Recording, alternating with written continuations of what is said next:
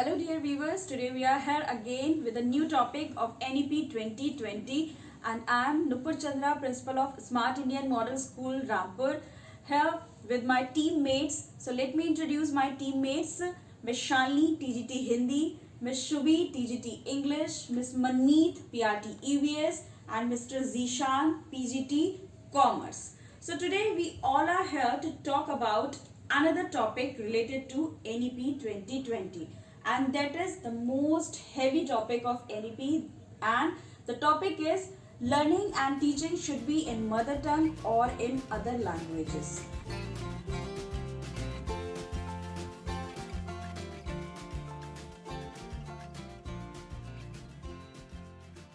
अब इसमें हमें कैसे कैसे चीज़ों को आगे बात करनी है या हम कैसे इसको बेटर समझ सकते हैं, ये बताएंगी मेरी language teacher Shalini ma'am.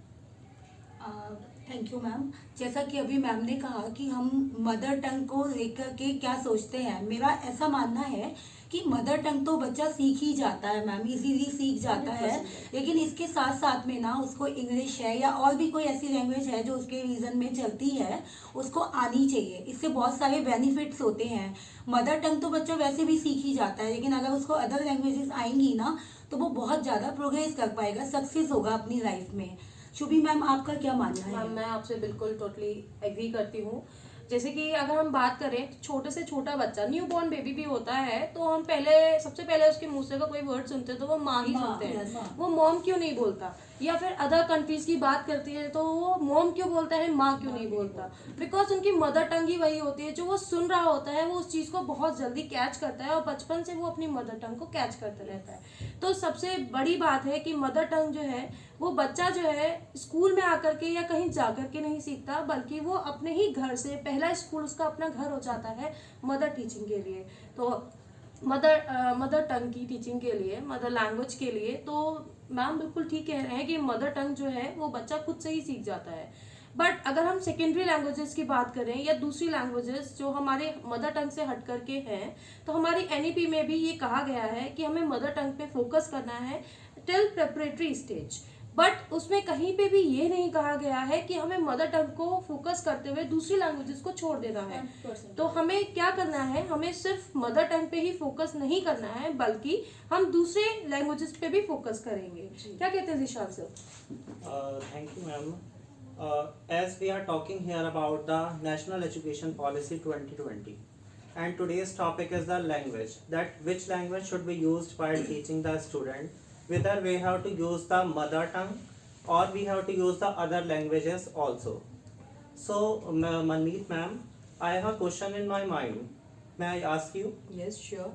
Suppose there are two students having the same qualification and almost having the same qualities and capabilities. Both are from the same board, CBSE board. After that, they faces an interview, same interview in a private company or a school. The first student have a good command over English with mother tongue, and the second student does not. So, to whom we will give the prefer? It's quite obvious. I will definitely give the preference to the person who is having good command in English as well as in mother tongue. Yes ma'am. Exactly. Because in India लोग क्या करते हैं, parents की अगर मैं बात करूं तो पेरेंट्स प्रेफरेंस देंगे अपने स्टूडेंट्स को, अपने चिल्ड्रन को, कि हम उनको इंग्लिश मीडियम स्कूल में डालें। अगर इंग्लिश मीडियम स्कूल में ही मदर टंग को प्रेफरेंस ज़्यादा दी जाएगी अकॉर्डिंग टू न्यू NEP 2020, तो उनका इंग्लिश मीडियम स्कूल में भेजने का फ़ायदा क्या? एंड एक बात और है कि मतलब अगर पेरेंट्स कहेंगे, कुछ पेरेंट्स की मैं आपको एग्जांपल दूंगी, कुछ मुंबई के स्कूल हैं और दिल्ली के भी स्कूल हैं जो कल्चर, बाकी सारे कल्चरल बैकग्राउंड से लोग आते हैं, अपने पेरेंट्स जो है वो बच्चों को भेजते हैं। तो उस केस में अगर हम मदर टंग के बारे में बात करें तो टीचर विल गेट कंफ्यूज्ड, क्योंकि कुछ आ रहे हैं बंगाल से, कुछ आ रहे हैं पंजाब से, कुछ आ रहे हैं यूपी से, तो मदर टंग कौन सी हुई? उसमें कौन सा टीचर जो होगा, जो दिल्ली है या दिल्ली में जो स्कूल है, मुंबई में जो स्कूल है, अलग अलग। Yes sir, it's quite obvious that I will definitely give preference to the student who is having good command in English as well as in mother tongue, because some parents from metropolitan cities they prefer to send their children to the English medium school. वो English medium school में ही भेजना चाहते हैं अपने बच्चों को, so that उनका बच्चे का जो आगे का जो फ्यूचर है उसको बिल्कुल भी प्रेफरेंस जो हो, बिल्कुल इंग्लिश मीडियम, उसको इंग्लिश बहुत अच्छा कमांड हो उसका, तभी तो वो इंग्लिश मीडियम में भेजते हैं। अदरवाइज तो वो नॉर्मल स्कूल्स में भेज दें। और हमारे स्कूल में भी इंग्लिश मीडियम को बहुत ज़्यादा इंग्लिश एक ऐसा मीडियम है जिसमें इंस्ट्रक्शंस दी जाती हैं थ्रू द टीचर्स, और हिंदी में भी उनको एक्सप्लेन किया जाता है। बट मेरा क्वेश्चन ये होगा कि अकॉर्डिंग टू NEP 2020, अगर ये हमारे जो मीडियम ऑफ इंस्ट्रक्शन है अभी हमारे स्कूल में तो सेम है, हिंदी और इंग्लिश, लेकिन जो हमारे मैथ्स है, साइंस है, EVS, SST, अगर इन सबको बुक्स में हिंदी में ही दे दिया जाएगा क्योंकि बच्चों को हिंदी में ज़्यादा अच्छे से समझ में आता है, तो ये बहुत ही चैलेंजिंग टास्क होगा उन बच्चों के लिए जो बच्चे ऑलरेडी 3rd और 4th में इंग्लिश मीडियम में पढ़ के आए हैं, और जो बच्चे 5th में आ गए हैं उनके लिए बहुत ज़्यादा डिफिकल्ट होने वाला है। क्यों? क्योंकि उनका जो स्टार्टिंग से पढ़ते आ रहे हैं वो इंग्लिश तो इंग्लिश में ही पढ़ रहे हैं, मैथ, साइंस, SS जो है उनकी बुक्स में इंग्लिश में है। बट जैसे ही अगर ये इम्प्लीमेंटेशन होगी NEP 2020 की कि हमारे फोकस जो होगा वो मदर टंग पे है, इसलिए हम बुक्स को हिंदी में कर देंगे, तो 5th वाले बच्चों को या 4th वाले बच्चों को जो पहले से इंग्लिश में पढ़ते आ रहे हैं बाकी अपने कोर्स को, उनके लिए बहुत दिक्कत हो जाएगी। Here I wish to underline it, Manmeet ma'am. NEP is not compulsing any school or teacher just to have one language or two language in their schools or in their institution.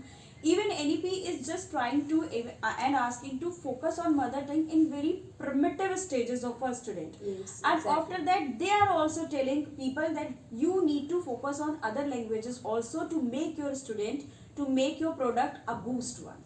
Means if you are teaching a student who is of 3 years, let's say, when he is coming to NC or in prep, अगर आप उसको उसके mother tongue में पढ़ा रहे हो, वो चीज़ें उसको इजीली उसके दिमाग में जाएंगी, उसको क्लिक ज़्यादा करेंगी क्योंकि उसके घर पर वही लैंग्वेज यूज होती आती है और वो बचपन मतलब उसके बर्थ से लेके और 3 साल तक वही सुनता है। लेकिन आपने उसको स्कूल के एटमॉस्फेयर के लिए कंफर्टेबल कर दिया उसकी मदर टंग में, उसके बाद आपने थ्रू करना शुरू किया उस पे other languages like English is a language which can work like a interconnection, एक ऐसी लैंग्वेज जो आपको कहीं पे भी ले जाकर खड़ा कर सकती है। जैसे कि हम बात करते हैं कि अगर आप पंजाबी हैं, मैं रामपुर से हूँ, मैम बरेली से हैं या सर कहीं और से, हम सबका प्रोनाउंसिएशन कहीं ना कहीं हर एक वर्ड्स में वेरी करता है, डिफरेंट होता है। अब अगर हम मिलते हैं किसी आउटर वर्ड से के बंदे से जो शायद रामपुर से नहीं है या पंजाब से नहीं है, उसको दिक्कत होगी। लेकिन अगर हमारा कॉन्वर्सेशन होता है इंग्लिश में तो वो दिक्कत खत्म हो जाती है, वो जो प्रॉब्लम है वो खत्म हो जाती है। तो आप जो बोल रहे हैं मनमीत मैम वो भी ठीक है, लेकिन NEP भी ये नहीं कहता कि आप खाली मदर टंग पे फोकस कीजिए या आप खाली अदर लैंग्वेजेस पे फोकस कीजिए।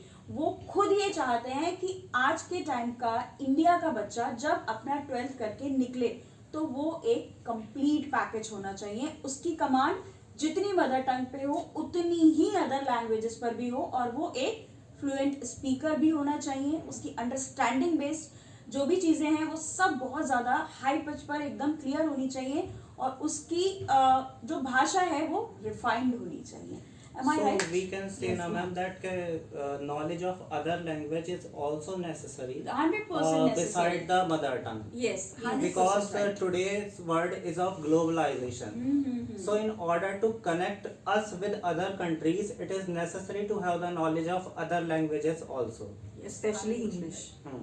Specially English, because English is an international International language. language. और अगर हिंदी की भी बात करें तो हमारी हिंदी जो है, अगर हम इंडिया में बात करें तो कॉमन लैंग्वेज तो है, but it is not a national language कि सभी को आनी चाहिए, सभी को आती है, हर कोई अपनी अपनी मदर टंग में। फॉर एग्जाम्पल अगर हम किसी साउथ स्टेट में जाते हैं तो हमें तो अपनी हिंदी के अलावा कुछ नहीं आता, हम उनके साथ कैसे कॉन्वर्सेट करेंगे, कैसे अपनी फीलिंग्स उनको बताएंगे। अब मार्केट में भी जाते हैं तो कैसे हम अपने आइडियाज उनको बताएंगे, अपनी डिमांड्स उनके सामने रखेंगे। So main thing is English is an international and a common language जिसको हम एज अ मीडियम यूज कर सकते हैं कि हम किसी से भी, not in our country but outside our country also we can conversate with other people. और सिर्फ कॉन्वर्सेट ही नहीं करना है, बल्कि कई बार हमारे इंडिया के लोग बाहर जाते हैं, बाहर के लोग कितने, इंडिया तो एक टूरिस्ट कंट्री है, तो कितने लोग इंडिया में आते हैं, तो हमें उनसे कॉन्वर्सेट करने के लिए इंग्लिश का यूज करना ही पड़ता है। तो कहीं पे भी ये बात एनईपी में नहीं दे रखी है कि हमें हिंदी को ही पढ़ाना है या सिर्फ मदर टंग को ही पढ़ाना है। उसको हमें यूज करते हुए आगे की स्टेजेस में बच्चों को सेकेंड लैंग्वेज या फिर उनकी कोई और लैंग्वेज को भी फोकस करना है। जैसे कि हम संस्कृत की बात करते हैं, हम अपने सीबीएसई स्कूल्स में 6 to 8 संस्कृत पढ़ाते हैं, हाँ जी। बट एनईपी ने ऐसा कुछ नहीं कहा है कि 6 to 8 ही पढ़ाना है। किसी भी चीज में ऐसा नहीं है कि किसी एक लैंग्वेज को स्पेसिफिक बना दिया। वो कहते हैं कि बच्चों को अगर इंटरेस्ट है, बच्चे अगर पढ़ना चाहते हैं तो हायर लेवल पे भी संस्कृत पढ़ सकते हैं। सो बेसिकली मेन चीज यही है कि अगर लोग एनईपी में ये समझ रहे हैं कि मदर लैंग्वेज को ही फोकस करना है, इसके अलावा कुछ नहीं पढ़ाना है, तो ऐसा नहीं है। Because we need to make our students better for their future. हमें अपने बच्चों को फ्यूचर के लिए तैयार करना है। अभी तो वो ही जाएगा, बच्चा तो बचपन से ही मदर टंग सीख जाता है, बट फ्यूचर में उसको प्रिपेयर करना है, फ्यूचर के लिए उसको प्रिपेयर करना है। फ्यूचर में अगर वो बाहर कहीं जाता है तो उसको कॉन्वर्सेट करने के लिए, कॉम्पीट करने के लिए इंग्लिश आनी जरूरी है। और यहाँ मैं सिर्फ इंग्लिश की बात नहीं कर रही हूँ, बाकी और लैंग्वेजेस भी हो सकती हैं, बट इंग्लिश की बात हम इसलिए कह रहे हैं because it is a common language. सभी को इंग्लिश आती होती है और बाहर की जगहों पे भी जाते हैं, अगर अब्रॉड भी जा रहे हैं तो भी इंग्लिश हमारी कॉमन हो जाती है। Yes. अच्छा, इस पे ना मुझे एक छोटा सा किस्सा याद आ रहा है। Yesterday I met a girl, very small girl. She was in class 3rd. She is not from our city. So I started talking her. The very first question was obviously, what's your name, bacha? She responded. Then I asked her that how many siblings you are. She was a bit confused because question उसको click नहीं हुआ. Then I asked her कि कितने भाई बहन हैं आप? She said 2. मैंने कहा ओके। फिर मैंने उसको बोला कि what's your mother's name? The answer was like fluent. What's your father's name? Fluent. Then I asked that what's your mother does at home? She was blank. हुआ क्या कि वो चीजें जो उसकी डिक्शनरी में फीड हो गई, उनके लिए she was fluent, she was just responding in very smooth way. लेकिन जो चीजें फीड ही नहीं है वो कैसे रिस्पॉन्ड करे? तो इंग्लिश का एक सबसे अच्छा फायदा ये भी होता है ना कि नए वर्ड्स आते हैं बच्चों के दिमाग में, और यकीन मानिए कि जितनी ज्यादा चीजें बच्चों के दिमाग में आती जाती हैं उनका इंटेलिजेंस लेवल भी उतना ही ज्यादा रिच होता जाता है, वो स्मार्ट होते जाते हैं। और आजकल तो अगर आजकल की इंग्लिश की आप बात करेंगे ना, आप एक बात कीजिए एक मेच्योर इंसान से और आप एक बात कीजिए एक 11th के बच्चे से, आपको लगेगा that we are somewhere in lack of English. उनका इंग्लिश फ्लुएंसी, अगर बच्चे की एकेडमिक्स अच्छी है, बच्चे की स्कूलिंग अच्छी है, उनकी फ्लुएंसी इतनी इम्प्रेसिव होती है, they use to speak like this. और वो जो वर्ड्स यूज करते हैं ना वो आपको इम्प्रेस करते हैं, वो आपको क्लिक करते हैं, आप भी घर जाके उनका मीनिंग जरूर सर्च करते हैं। So this is the impact of English. English can make you smarter, can make you a person who can stand on his leg anywhere. So we all are agree with this? Yes, ma'am. 100%? Yes. तो हम सब agree हैं इस बात के लिए और मानते हैं कि एनईपी एक ऐसा टूल आया है जिसको यूज करके बच्चों के लिए कुछ भी अच्छा करना बहुत ज्यादा पॉसिबल है। So here we are concluding with our topic. Next time we will meet you with some new flavors, with some new topics. Till then, please take care. Bye bye.